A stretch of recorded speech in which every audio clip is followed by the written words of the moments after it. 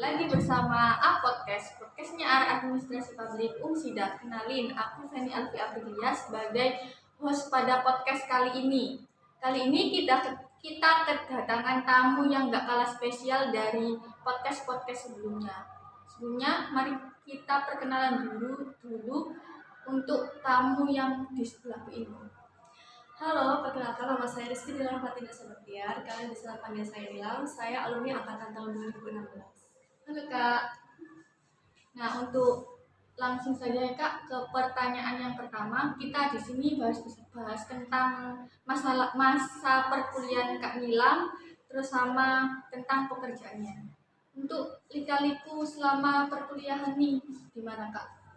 Sebenarnya sama kayak mahasiswa yang lainnya, pernah mengalami tugas banyak, Ya. lembur, terus kalau pulang kan pengennya langsung pulang gitu ya. Ya. Kita mengerjakan tugas, kayak yang cuman juga mengikuti kegiatan hima. Ikut hima juga ya Kak? Iya, ikut hima juga di bawah pimpinan Mbak Ana.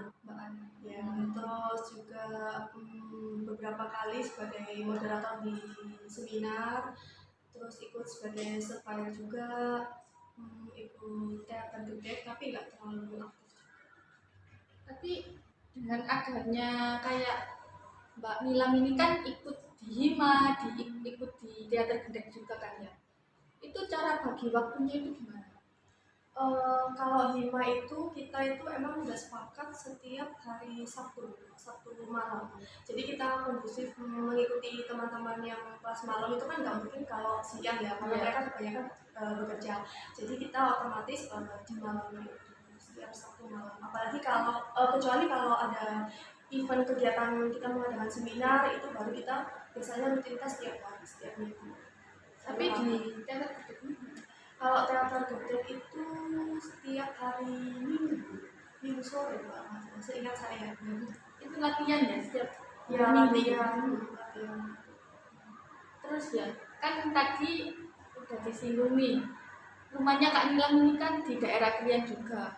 Kan daerah Krian sama di perkuliahan kan jauh nih Kak ya. Lah, kayak membagi waktunya kayak kan pasti kayak capek apa enggak Kak? PP atau ngekos di sini? Kalau capek jelas capek. Kebetulan PP sama teman juga PP. bareng sama teman PP. Kalau misalnya ada kuliah tambahan kan biasanya kita ambil malam tuh.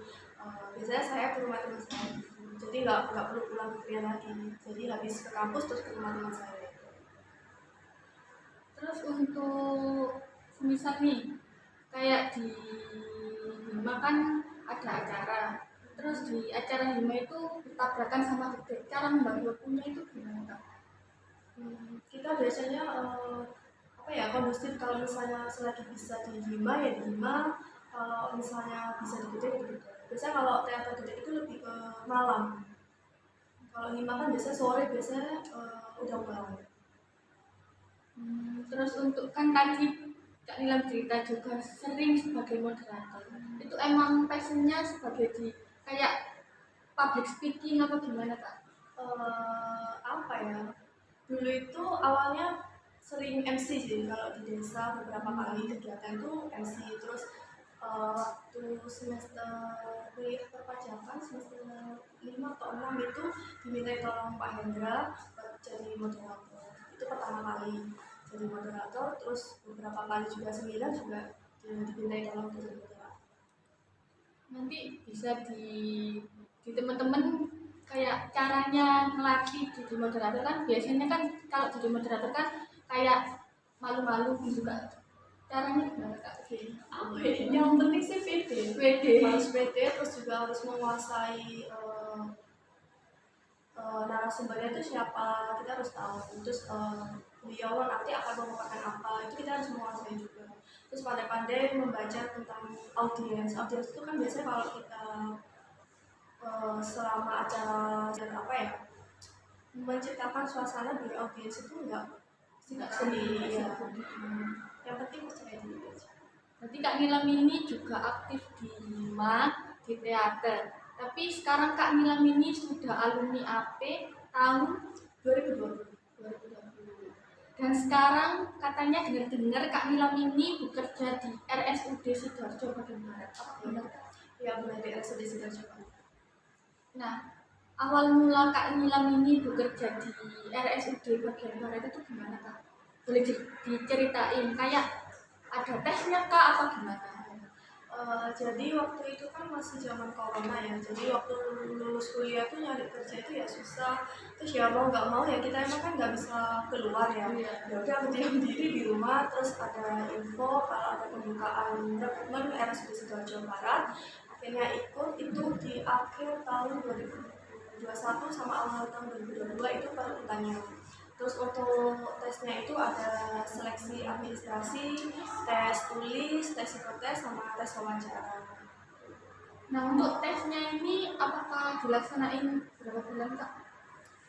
Selama bulan Januari sampai Februari, karena per 1 Maret sudah bekerja. Langsung pengumuman gitu? Iya. Jadi sistemnya itu dari seleksi administrasi itu sudah ada sistem gugurnya. Terus yang diakumulasi itu tes tulis, psikotes, sama wawancara itu diakumulasi. Itu yang daftar banyak banget ya. Yang terima itu berapa Kak? Kalau boleh tahu? Kalau nggak salah ya itu 103 menit. Jadi itu ada perawat, ada nakes sama non nakes. Itu termasuk dalam kayak staf administrasi juga itu yang Iya. untuk misal nih kan Kak Nilam ini kalau boleh tahu di bagian apa Kak? Di auditor SPI. Tapi teman-teman nggak tahu kan auditor SPI itu apa? Langsung saja kita tanya auditor SPI itu apa Kak? Secara singkat ya, kalau Iya. misalnya ibaratnya suatu kebijakan ya lebih mudahnya. Suatu kebijakan kalau diimplementasikan itu kan nggak bisa langsung dimonet ya, kita nggak bisa langsung evaluasi, kita hanya bisa monitoring, tapi kita nggak bisa menilai apa ini layak atau enggak gitu. Jadi butuh waktu. Nah, di auditor SPI di RSUD Sidoarjo ini kita masih belum jalan karena memang belum bisa diaudit. Akhirnya kita diperbantukan di sesi SDM bagian penganalisa kepegawaian. Terus untuk di bagian auditor SPI ini kayak pekerjaannya itu gimana Kak? Kayak melayani di bagian surat-surat apa gimana?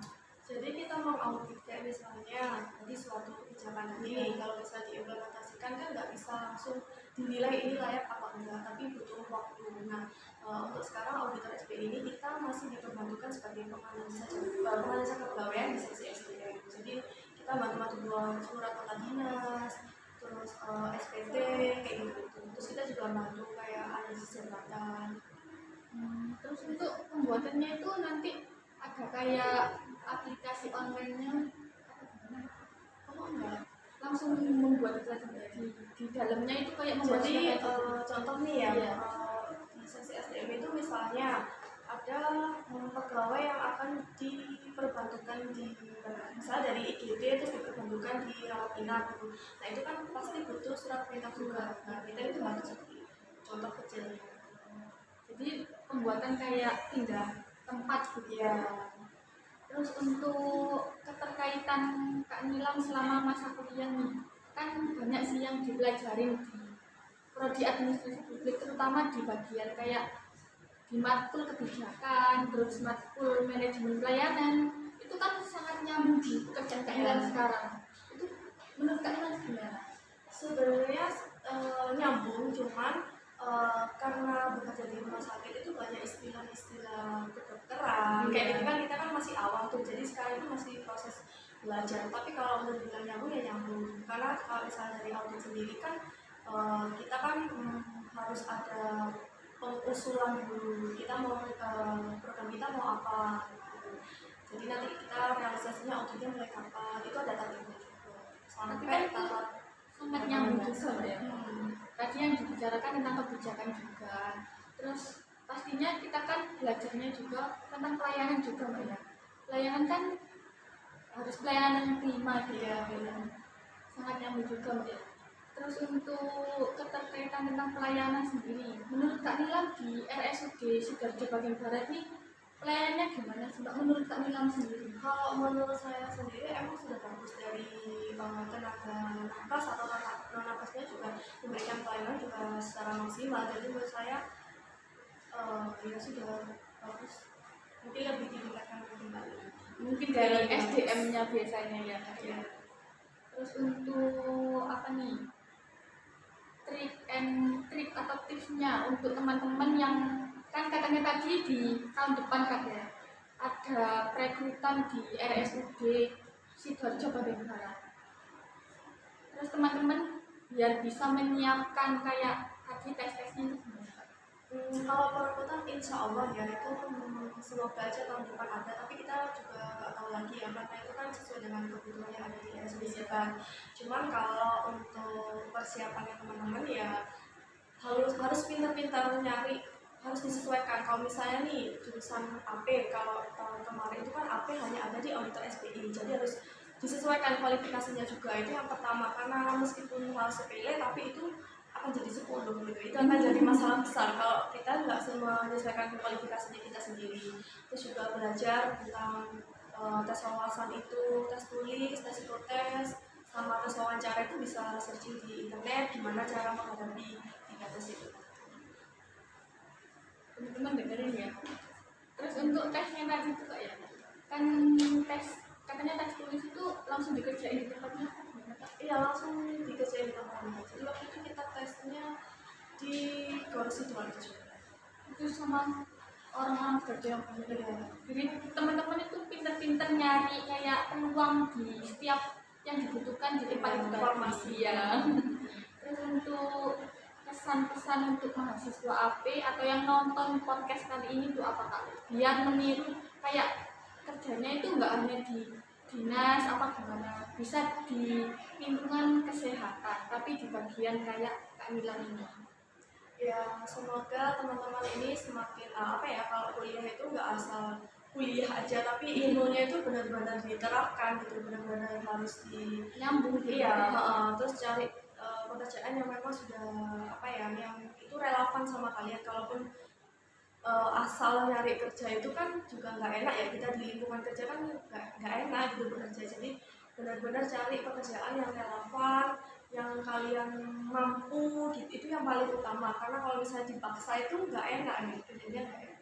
Berusaha dulu teman-teman. Semoga teman-teman AP Musida semakin sukses ke depannya, bisa menciptakan sebuah karya Atau hal-hal baru gitu kata Kak Nilam nih. semoga semakin berprestasi. Nah untuk pertanyaan dari Kak Nilam tadi udah selesai. Sekian dari podcast kali ini. Kalau ada salah mohon dimaafkan. Sekian. Wassalamualaikum warahmatullahi wabarakatuh.